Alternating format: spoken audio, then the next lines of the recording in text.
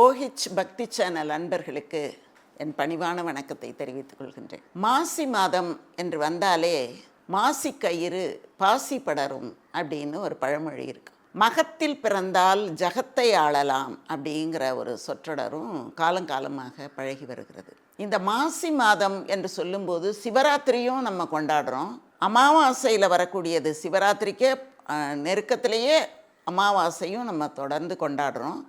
அதே மாதிரி பௌர்ணமியையும் நாம் இந்த மாசி மாதத்தில் கொண்டாடுறோம்.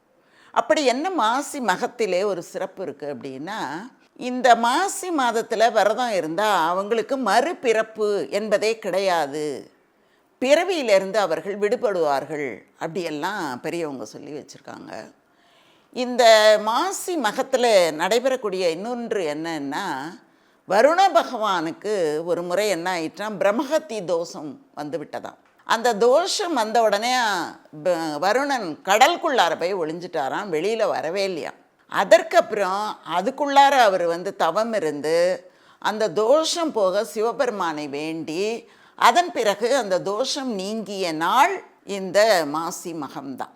இந்த மாசி மகம் அப்படிங்கிறது பார்வதி தேவி என்ன செய்தாலாம், காளந்தி நதி அப்படிங்கிற ஒரு நதியில் வலம்புரி சங்காக தோன்றினாள் அப்படின்னு ஒரு புராண கதை சொல்கிறது. அப்படி தோன்றிய பிறகுதான் அதன் பிறகு அதில் இருந்து ஒரு பெண்ணாக மாறி தாட்சாயினியாக வந்ததாகவும், அந்த தாட்சாயினியை தட்சன் விரும்பி தனக்கு மகள் பிறக்க வேண்டும் என்று இறைவனிடத்திலே தவம் செய்து வேண்டிக் கொண்டதாகவும், சிவபெருமானே தனக்கு மருமகனாக வர வேண்டும் என்று வேண்டிக் கொண்டதாகவும் சொல்லக்கூடியது அனைத்தும் இந்த மாசி மாதத்திலே வரக்கூடிய அந்த மகத்திலே நடந்த ஒரு நிகழ்வு தான். அதன் பிறகு மன்மத தகனம் அப்படின்னு சொல்லுவாங்க, காம தகனம் அப்படின்னு சொல்லுவாங்க. அதுவும் இந்த மாசி மாதத்திலே நிகழ்ந்தது தான். மன்மதனை சிவபெருமான் எரிக்கிறார் அப்படிங்கிறது தான் காம தகனம் அப்படின்னு சொல்கிறது. அப்படியே எரித்து விடுகிறார். அதுக்கப்புறம் பிறப்புகள் இல்லை, உலகத்தில் எதுவுமே இயக்கம் இல்லை, அதன் பிறகு இயக்கம் தொடங்கியது அப்படிங்கிறதும் இந்த மாசி மகத்திலே நிகழக்கூடிய ஒன்று தான். இது மட்டும் இல்லாமல் அன்றைக்கு முருகப்பெருமானை யாரெல்லாம் வேண்டி தவம் இருக்கிறார்களோ, வேண்டிக் கொள்கிறார்களோ, பூஜைகள் செய்கிறார்களோ, அவர்கள் அத்தனை பேருக்கும் அவர்கள் வேண்டிய வரம் கிடைக்கும், குறிப்பிட்டு சொல்வதனால் புத்திர பாக்கியம் கிடைக்கும் அப்படின்னு சொல்கிறாங்க. இதெல்லாம் இந்த மாசி மகத்தை பற்றி வேறு யாரெல்லாம் சொல்லியிருக்கிறார்கள் அப்படின்னு பார்த்தா, நம்முடைய திருமுறைகளிலே நிறைய மாசி மகத்தை பற்றிய செய்திகள் இருக்கின்றன. அது மட்டும் இல்லாமல் இந்த மாசி மகம் அப்படின்னு சொல்லுவதுங்க திருமாலுக்கும் உகந்தது, சிவபெருமானுக்கும் உகந்தது, ரெண்டு பேருக்குமே உகந்ததாக தான் இந்த மாசி மாதம் இருக்கிறது. அப்போது சமய இணக்கம் அதை கொண்டாடக்கூடிய மாதமாகவும் இந்த மாசி மாதம் இருக்கிறது. இதில் இன்னொரு சிறப்பு என்னென்னா, கடலாடுதல் அப்படிங்கிறது ரொம்ப சிறப்பான ஒரு விஷயம். எல்லா தெய்வங்களையும் கொண்டு கடலிலே இறைவனுக்கு தீர்த்தவாரி கொடுக்கறது அப்படின்னு சொல்லுவாங்க. அதுவும் இந்த மகத்தில் தான் நடைபெறுகிறது. இந்த மாசி பௌர்ணமி என்ன சொல்கிறாங்க அப்படின்னா, சிம்ம ராசியிலே சந்திரனும் குருவும் வரும்போது தான் மாசி மகம் அப்படின்னு குறிப்பிடுறாங்க. இதில் ஒரு சிறப்பு பாருங்க, மாமல்லபுரத்தில் பெருமாளே வைகுண்டத்துக்கு அழைத்து கொண்டு போனதாக மிக சிறப்பான ஒரு விழா கொண்டாடப்படுகிறது. எப்படி அப்படின்னா, புண்டரீக மகரிஷின்னு ஒரு மகரிஷி இருந்தாராம். புண்டரீகம் அப்படின்னா தாமரைப்பூ அப்படின்னு அர்த்தம். அந்த மகரிஷியினுடைய பெயரே தாமரைப்பூ மகரிஷி, அப்படி தான் பேர். ஏன் அவருக்கு அப்படி ஒரு பெயர் வந்தது, அப்படி வருவதற்கு என்ன காரணம் அப்படின்னாங்க, அவர் காட்டில் தான் இருக்கார். ஒரு நாள் என்ன ஆகிறது, அந்த காட்டில் பக்கத்தில் ஒருத்தர் அந்த வீட்டு பகுதியில் இரவு நேரத்தில் தங்கியிருக்காரு. அப்போ பார்த்தா நள்ளிரவு நேரத்தில் ஒரு 3 பெண்கள் பார்ப்பதற்கு ஒரு அருவருக்கத்தக்க ஒரு தோற்றமுடையதாக 3 பேர் உள்ளே வர்றாங்க. பார்த்து கொண்டே இருக்கிறார். யார் இந்த 3 பேர், இந்த மகரிஷி இருக்கிற இந்த குடிலுக்குள்ளே போகிறாங்களே அப்படின்னு பார்க்குறாரு. உள்ளே போய் பார்த்த உடனே அவங்க யாரும் வெளியில் வர்ற மாதிரி தெரியல. உள்ளே ஏதோ ஒரு சத்தம் கேட்டுக்கொண்டே இருக்கிறது. அதுக்கப்புறம் பார்த்தா வெளியில எல்லாம் பெருக்கிறாங்க, கோலம் போடுறாங்க, அதையெல்லாம் அவர் பார்க்குறாரு. இதெல்லாம் பார்த்து முடித்த பிறகு அவர்கள் எல்லோரும் வெளியில் வர்றாங்க. விடியற்காலை நேரம்.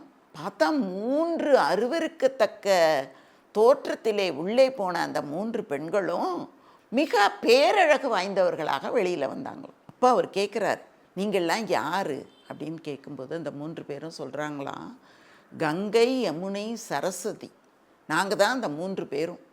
மக்கள் எங்களிடத்துல வந்து குளித்து அவர்களினுடைய பாவங்கள் அனைத்தையும் எங்களிடத்திலே விட்டு விட்டு போய் விடுகிறார்கள். நாங்கள் அந்த பாவத்தின் காரணமாக அருவருக்கத்தக்க ஒரு தோற்றமுடையவர்களாக இருக்கோம். நாங்கள் ஒவ்வொரு நாளும் இந்த மகரிஷியின் வீட்டுக்கு வந்து அவருக்கு செய்ய வேண்டிய பணிவிடைகள் அனைத்தையும் செய்து இந்த ஆசிரமத்தை பெருக்கி துடைத்து கோலமிட்டு எங்களுடைய இந்த பணிகளை மிகச்சிறப்பாக செய்கின்ற காரணத்தினாலே நாங்கள் எங்களுடைய பாவங்கள் அனைத்தும் நீங்கி பேரழகு வாய்ந்தவர்களாக மாறி போகிறோம் என்று அந்த 3 பேரும் சொன்னாங்களாம். அப்படிப்பட்ட மகத்துவம் வாய்ந்தவர் தான் இந்த புண்டரீக மகரிஷி.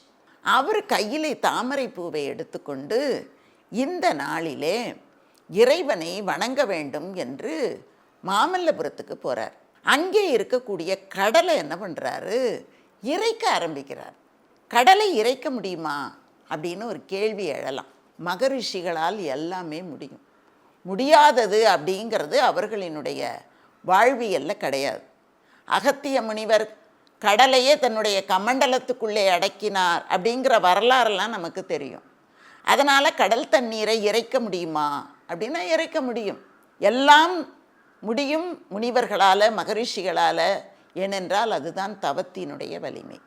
அந்த மாதிரி அவர் தண்ணி இறைத்து கொண்டிருக்கும்போது திருமால் என்ன பண்ணாராம், ஒரு வயதான தோற்றத்தில் அங்கே வந்தாராம். வந்து, எனக்கு ரொம்ப பசிக்குது, நீ போய் பக்கத்தில் ஏதாவது ஒரு உணவு வாங்கிட்டு வந்து கொடு, அது வரைக்கும் இந்த தண்ணீரை நான் இறைக்கிறேன் அப்படின்னு சொன்னாராம். அதே மாதிரி பெருமாள் என்ன பண்ணாராம், இவருக்கு உதவியாக கடல் தண்ணீரை இறைக்க ஆரம்பித்தார். அப்படின்னா எப்படி பாருங்க, இறைவன் எப்படி தொண்டாற்றுகிறார் மகரிஷிக்கு அப்படிங்கிறது நமக்கு தெரிய ஆரம்பிக்கும். அந்த மாதிரி இறைத்து கொண்டே இருக்கிறார். இவர் வெளியில் போய் உணவை வாங்கி கொண்டு வந்து பார்க்கும்போது அந்த முதியவர் அங்கே இல்லை. அதுக்கப்புறம் என்ன, முதியவரை காணோமே என்று அவர் தடுமாறி பார்க்கும்போது பார்க்கடலிலே திருமால் பள்ளி கொண்ட நிலையிலே மகரிஷிக்கு காட்சி கொடுத்தாராம். அப்படி ஒரு நிகழ்வு மாமல்லையிலே நடைபெற்று கொண்டிருக்கிறது. இது வந்து பெருமாளுக்கான ஒன்று. அதே மாதிரி இந்த உலகத்தை எடுத்துக்கொண்டு போய் பாதாள உலகத்தில் ஒரு அரக்கன் வைத்து விடுகிறான். அதை மீட்டு கொண்டு வந்த வராக அவதாரம் எடுத்ததும் என்னைக்கு அப்படின்னா இந்த மாசி மகத்தில் தான். வராக அவதாரம் எடுத்து பாதாளம் 7க்கும் கீழே வைக்கப்பட்டிருந்த பூமியை மேலே கொண்டு வந்த நாளும் இந்த நாள் தான். அதே மாதிரி பிரளயம் ஏற்பட்டு விடுகிறது, உலக அழிவு தோன்றி விடுகிறது. அப்படி பிரளயம் வந்த பிறகுதான் ஒவ்வொரு முறையும் மகாசக்தி தவம் இருந்து இந்த உலகத்தை மீண்டும் மீட்க வேண்டும், மீண்டும் இந்த உலகத்திலே உயிர்கள் எல்லாம் தோன்ற வேண்டும் என்று சிவபெருமானை வேண்டுவது ஒவ்வொரு பிரளய காலங்களிலும் உண்டு. அப்படி இந்த பிரளயம் ஏற்படும்போது தேவாமிர்தத்தை என்ன செய்தார்களாம், ஒரு குடத்திலே வைத்து மீண்டும் உலக உயிர்கள் தோன்றுவதற்கு காரணமான பொருட்களை எல்லாம் ஒரு குடத்திலே வைத்து மேருமலையின் உச்சத்திலே வைத்திருந்தார்களாம். பிரளயம் வந்தபோது அந்த வெள்ளத்தில் மேருவிலே இருந்த அந்த குடமானது மிதந்து கொண்டே கும்பகோணம் வந்ததாம். கும்பகோணம் வந்தபோது சிவபெருமான் வேடனாக வடிவம் எடுத்து கையிலே வில்லையும் அம்பையும் தாங்கி தன்னுடைய அம்பினாலே அந்த குடத்திலே மோத குடம் உடைந்ததாம். அதிலே உயிர்கள் ஜனித்தது. அந்த இடத்திற்கு தான் கும்பகோணம் என்று பெயர். அங்குதான் உயிரினங்கள் தோன்றின பிரளயத்திற்கு பிறகு என்று ஒரு புராண செய்தியும் சொல்லப்படுகிறது. அப்போது காசியிலே இருக்கக்கூடிய கங்கையிலே மூழ்கினால் பாவம் போகும் அப்படின்னு நம்ம சொல்கிறோம். அப்போது அந்த கங்கையெல்லாம் பாவத்தை சுமந்து கொண்டிருக்கிறதே, அவற்றினுடைய பாவம் எங்கே போகும் அப்படின்னு கேட்டால் அந்த பாவம் எல்லாம் கும்பகோணத்தில் வந்து மூழ்கும்போது அந்த பாவம் நீங்கிவிடும் என்ற ஒரு வரலாற்று குறிப்பும் இருக்கிறது. அதனால் கும்பகோணத்திலே இருக்கக்கூடிய அந்த மகாமக குளம் இருக்குல்ல, அந்த குளத்திலே இந்த இந்தியாவிலே இருக்கக்கூடிய அத்தனை புண்ணிய நதிகளும் அன்றைக்கு அங்கே ஊற்றாக எழும்பும் என்று ஒரு ஐதீகம் சொல்லப்படுகிறது. அதனால் காசிக்கு செல்ல முடியாதவர்களாக இருந்தாலும் பரவாயில்லை, அவர்கள் கும்பகோணத்திலே போய் மூழ்கினால் கூட அவர்களினுடைய பாவம் போகும் அப்படிங்கிறதும் ஒரு ஐதீகம். அதனால் இன்றைக்கு நீராடுதல், இந்த மகத்திலே நீராடுதல் என்பது மிகச் சிறப்பு. கடலிலே நீராடுதல் ஏன் என்று சொன்னால், எல்லா புண்ணிய நதிகளும் கலக்கும் இடம் கடல். அந்த கடலிலே ஒரு கையளவு தண்ணீரை அள்ளினால் கூட அதிலே அத்தனை புண்ணிய நதிகளினுடைய ஒவ்வொரு துளியும் நிரம்பி இருக்கும் என்பது எல்லாராலும் உணர்ந்து கொள்ளக்கூடிய ஒரு உண்மையாகும். எனவே அன்றைக்கு நாம் அங்கே சென்று குளிக்கும்போது அத்தனை புண்ணிய தீர்த்தங்களிலும் குளித்ததாக சொல்லப்படுகிறது. அதனால் அங்கே போய் குளிப்பது என்பது மிக மிக முக்கியமானது. இன்னொன்று, அமாவாசை அன்று தானே தர்ப்பணம் எல்லாம் தருவார்கள். ஆனால் மாசி மகம் பௌர்ணமியிலே தர்ப்பணம் கொடுப்பது என்பது ஒரு புதிய செய்தியாகவும் நமக்கு இருக்கிறது. அன்றைக்கு ஏன் தர்ப்பணம் கொடுக்கிறார்கள்? அமாவாசை தானே தர்ப்பணம் கொடுப்பதற்கு உகந்தது. அன்று ஏன் கொடுக்கிறார்கள் என்று கேட்டால், திருவண்ணாமலையிலே ஒரு அரசன் இருந்தானாம். அந்த அரசனுக்கு மகப்பேறு இல்லை. அதனால் அவனுக்கு மிகுந்த வருத்தமாக இருந்தது. ஒரு குழந்தை இருந்தால்தானே பெற்றோரினுடைய ஆன்மா புண்ணிய உலகத்தை சென்று சேரும் என்பது இந்துக்களின் ஒரு நம்பிக்கையாக இருக்கின்ற காரணத்தினாலே அந்த மன்னனும் அதை தான் நினைத்தானாம். எனக்கு மகன் இல்லையே, என்னுடைய ஆன்மா எப்படி விமோசனம் அடையும், நான் என்ன செய்வது என்று சிவபெருமானிடம் வேண்டிக் கொண்டபோது சிவபெருமான் சொன்னாராம், நானே உனக்கு மகனாக வந்து அந்த தர்ப்பணத்தை செய்கிறேன், பித்துர்க்கடனை நான் செய்கிறேன், நீ கவலைப்படாமல் இரு என்று சொன்னதாகவும், இன்று வரைக்கும் சிவபெருமான் அங்கே இருக்கக்கூடிய யாராவது ஒருத்தராக இருப்பார் என்ற ஒரு எண்ணம், என்ற ஒரு நம்பிக்கை இன்று வரைக்கும் இருக்கு. அதனால் அந்த நாளிலே அந்த மகாமக குளத்தருகே சென்று பித்ருக்கடன், அந்த நீத்தார்கடன் என்று சொல்லக்கூடிய தர்ப்பணம் செய்யும்போது நம்முடைய முன்னோர்களினுடைய ஆன்மாக்கள் முத்தியடையும் என்ற ஒரு செய்தியும் இதிலே அடங்கி இருக்கிறது.